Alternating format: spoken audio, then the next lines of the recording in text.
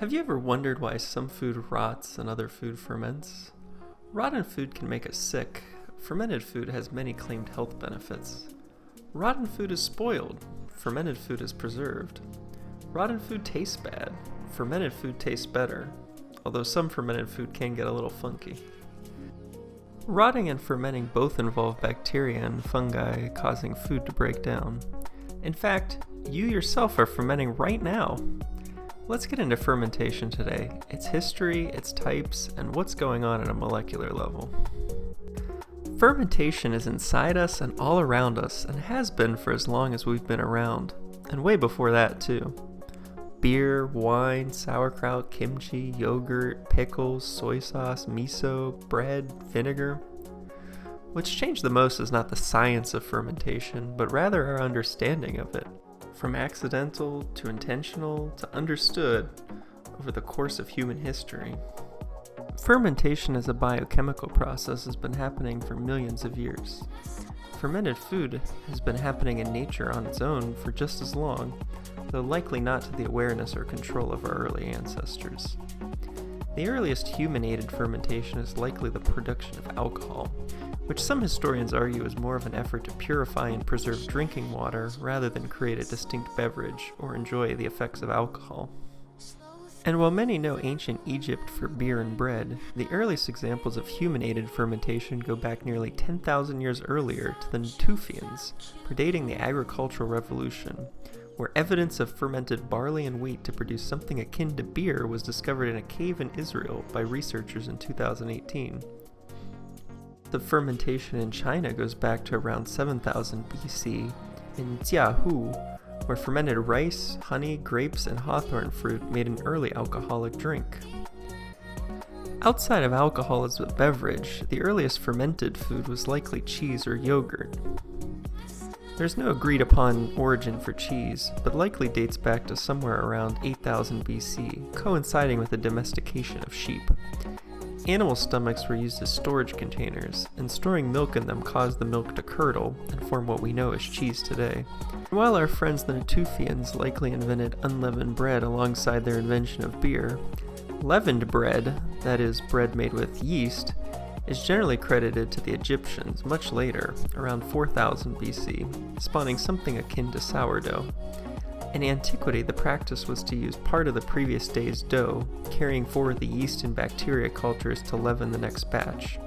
It wouldn't be until the 19th century that commercial yeast we're familiar with became widely available. Fermented cabbage was likely made independently in several places around the world, however Germany was not one of them. China may have preserved cabbage, zhuangcai, as far back as 5000 BC. It's well documented that the Romans preserved cabbage and turnips with salt, which likely was the origin of Europe's conception of sauerkraut. On the Korean peninsula, cabbages were preserved alongside radishes and other vegetables to make kimchi, possibly as far back as 100 BC, but not the spicy red version most of us know today, as chili peppers were not introduced to Korea until much later in the 16th century. And evidence for the precursor to chocolate, a fermented drink made from cocoa beans, dates back to possibly around 1200 BC, made by the Olmecs, the earliest Mesoamerican civilization. Chocolate itself is also a fermented product, and was an important part of the Mayan and Aztec civilizations. So all these fermented foods have been around for a really long time, but it wasn't until the Industrial Revolution did we really start to understand the science of fermentation. So let's get back to what the difference is between rotting and fermenting. As mentioned, both involve microbial breakdown of food into other things. Rotting is not necessarily a scientific term. In some ways, rotting is a variety of processes that cause organic matter to decompose, and one kind of rotting that can occur is fermentation. But this kind of fermentation produces things we can't eat. It causes food spoilage with off odors and bad tastes, and potentially toxins that can make us sick. It's an uncontrolled, chaotic form of fermentation. Good fermentation, at least for us humans, is a kind of fermentation where the good bacteria and the good fungi win, transforming food in a positive way. So why do some things rot and others ferment? Or what makes for good and bad fermentation? Let's break it down into these three key concepts. 1. Glycolysis. 2. Anaerobic versus aerobic, and 3. Bacteria and fungi. Glycolysis is the metabolic process that occurs in most organisms, converting glucose, or sugar, into something called pyruvate. Glycolysis is the first essential step for cellular respiration, and it's what extracts energy from sugar to provide that energy to our cells in the form of ATP. You might be wondering where that sugar comes from for fermentation. Some fermentation recipes include adding a bit of sugar to help kickstart the process. Other times, the things we're fermenting are naturally sweet. Think grapes for wine.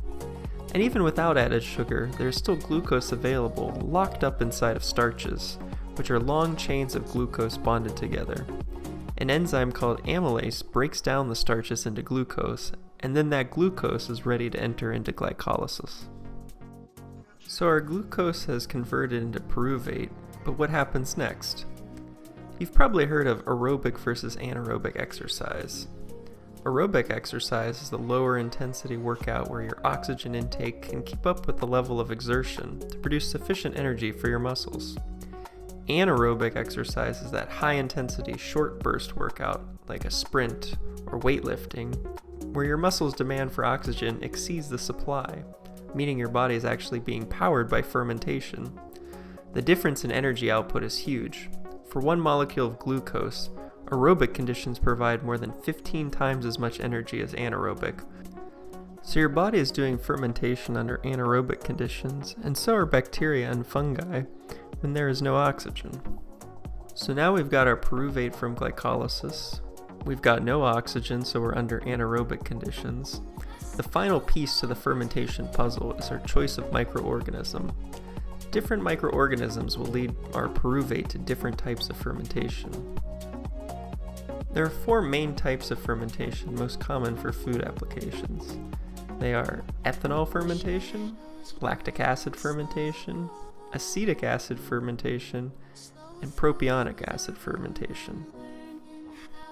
First is ethanol fermentation, which may be the earliest type of fermentation humans discovered, all the way back to the Natufians. Yeasts are the primary microorganism here, and they convert our pyruvate to ethanol, and also produce carbon dioxide, which is of course what gives beer its fizz. Second is lactic acid fermentation. Lactic acid fermentation is broad, and gives us many things from kimchi to salami to yogurt.